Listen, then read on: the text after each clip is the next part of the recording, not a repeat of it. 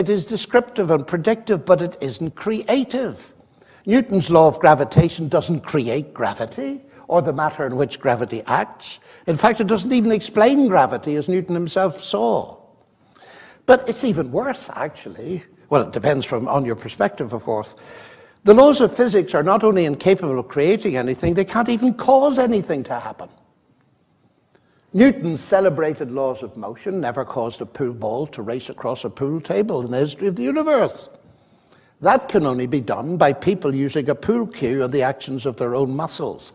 The laws enable us to analyze the motion and to map the trajectory of the ball for the first few bounces anyway, until all sorts of chaotic effects set in, provided nothing external interferes. But the laws are incapable of moving the ball, let alone creating it and the table in the first place.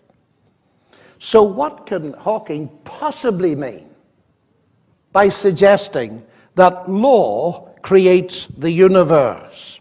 Now, Paul Davis, with whom I've debated some of these things, a brilliant writer and at ASU in Phoenix, he says there's no need to invoke anything supernatural in the origins of the universe or of life. I've never liked the idea of divine tinkering. For me, it is much more inspiring to believe that a set of mathematical laws can be so clever as to bring all these things into existence. Well, in the world in which most of us live, the simple law of arithmetic, 1 + 1 = 2, never brought anything into being. It certainly has never put any money into my bank account. I wonder, has it done to yours? If I put $1,000 into the bank today and 1,000 tomorrow, the law of arithmetic will tell me I have $2,000. But if I never put any money into the bank myself and leave it to the laws of arithmetic to do it, I shall remain permanently bankrupt. To think that the laws can produce it is like thinking you can create real money by simply doing sums. For every says if you have A, then you will get B. But first catch your A. The laws will not do it for you. So I would submit to you that the world of strict naturalism, in which clever mathematical laws all by themselves bring the universe and life into existence, is pure science fiction. So Hawking has signally failed to answer his main question: why is there something rather than nothing? Alan Sandage, widely regarded as the father of modern astronomy, discoverer of quasars, winner of the Crawford Prize and astronomy's equivalent of the Nobel Prize, is in no doubt about his answer to the question. I find it quite improbable, he wrote, that such order came out of chaos. There has to be some organizing principle.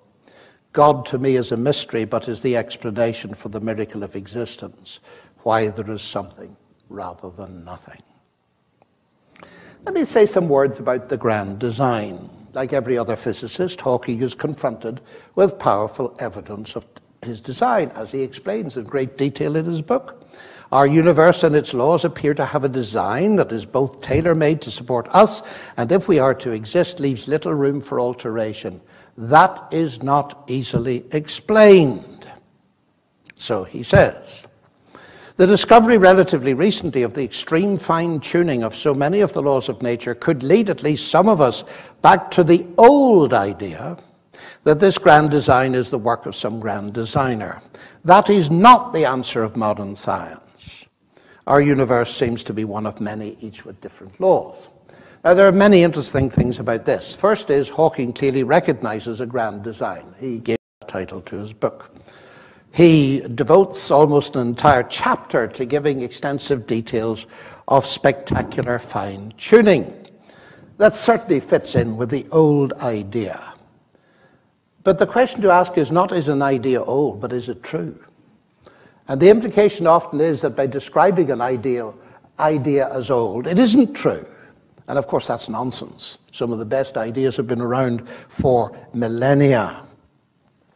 Now, Hawking says that the existence of a grand designer is not the answer of modern science. But what can he mean by that? Modern science is a set of disciplines done by modern scientists.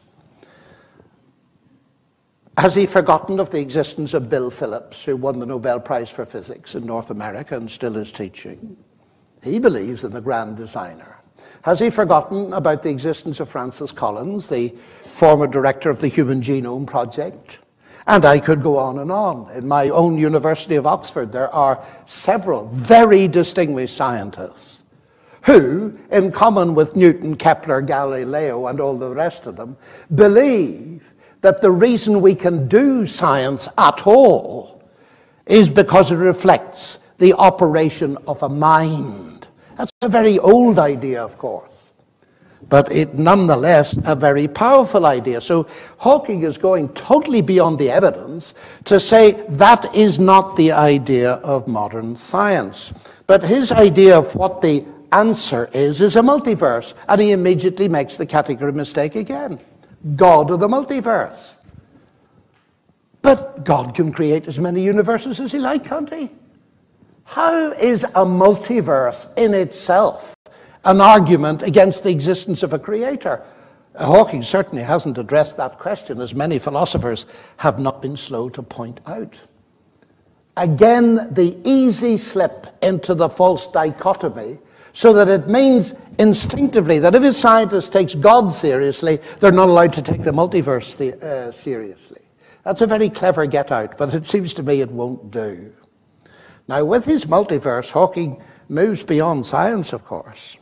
As Paul Davies points out, all cosmological models are constructed by augmenting the results of observation by some sort of philosophical principle. Now, Hawking, as we saw, claims to be the voice of modern science, but as I read, I discover that there are other powerful voices disagreeing. For instance, Sir Roger Penrose, Hawking's former collaborator. His response to the book has been fascinating.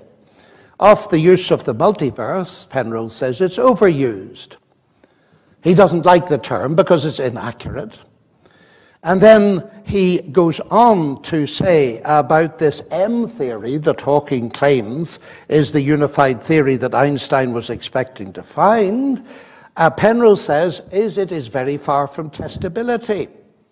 And he points out that Hawking's book is misleading. It gives you this impression of a theory that's going to explain everything. It is nothing of the sort. It is not even a theory. And Penrose's verdict is that M theory is hardly science. And we might observe that he is a member of the British Humanist Society. He is not a theist. Now, what's interesting to me about this is, one, the existence of multiverses isn't in itself an argument against God, so we can set that aside. But for Hawking to claim that this is the answer, with voices as strong as Penrose's, seemed to me to, well, I would want to wait a little while before I made such a strong assertion. And indeed, one of Hawking's students, Don Page, who's an eminent theoretical physicist now in the University of Alberta, wrote to me, I wrote to him about a letter he put in the Times, and he responded this way, and he's allowed me to quote it for you. I certainly would agree that even if M theory were a fully formulated theory, which it isn't yet, and were correct, which of course we don't know, that would not imply that God did not create the universe.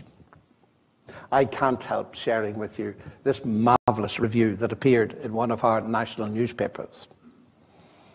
In this very brief history of modern cosmological physics, the laws of quantum and relativistic physics represent things to be wondered at, but widely accepted, just like biblical miracles. M theory invokes something different, a prime mover, a begetter, a creative force that is everywhere and nowhere. This force cannot be identified by instruments or examined by comprehensible mathematical prediction, and yet it contains all possibilities. It incorporates omnipresence, omniscience, and omnipotence, and it's a big mystery. Remind you of anybody?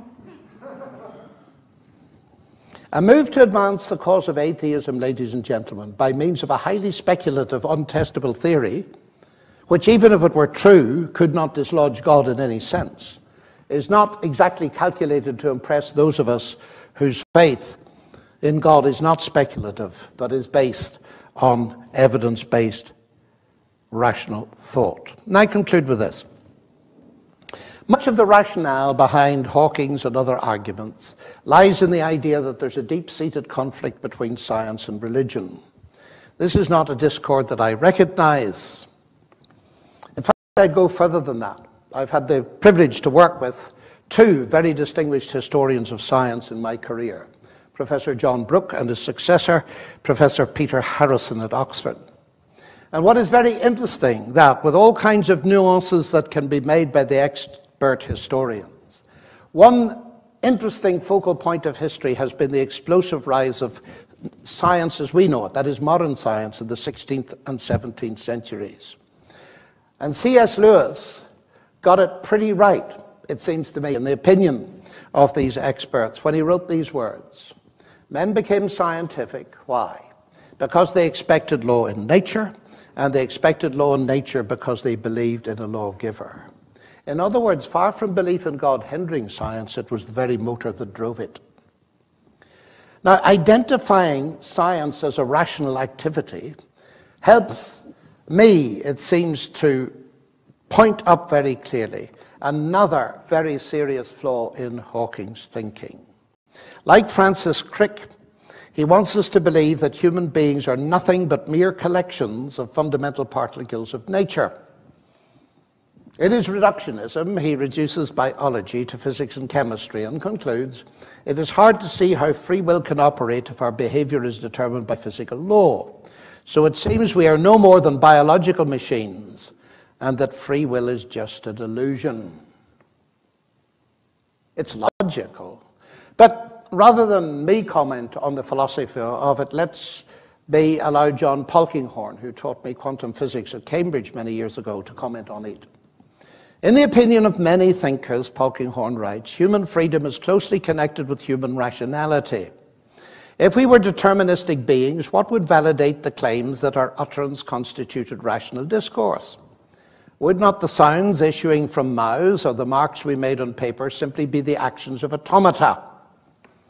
And he concludes, all proponents of deterministic theories, whether social and economic, Marx, or sexual, Freud, or genetic, Dawkins and E.O. Wilson, need a covert disclaimer on their own behalf, accepting their own contribution from reductive dismissal. Hawking seems to qualify to be added to the list. And I conclude by saying this. It may surprise you.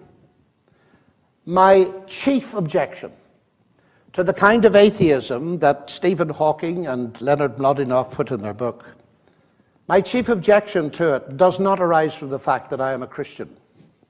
It arises from the fact that I believe that it's possible to do science. And it seems to me that their reductive arguments undermine the credibility of the rationality in which all scientists believe as a fundamental postulate in order to do science.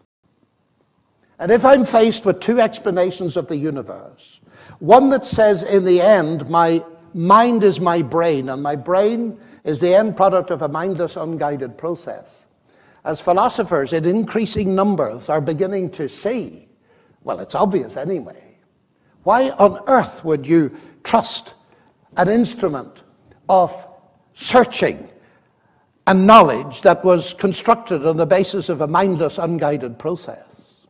In other words, this reductive atheism of the new atheistic type seems to me to undermine the very rationality that we do science with. In other words, their articulations are meaningless on the basis of their own theories.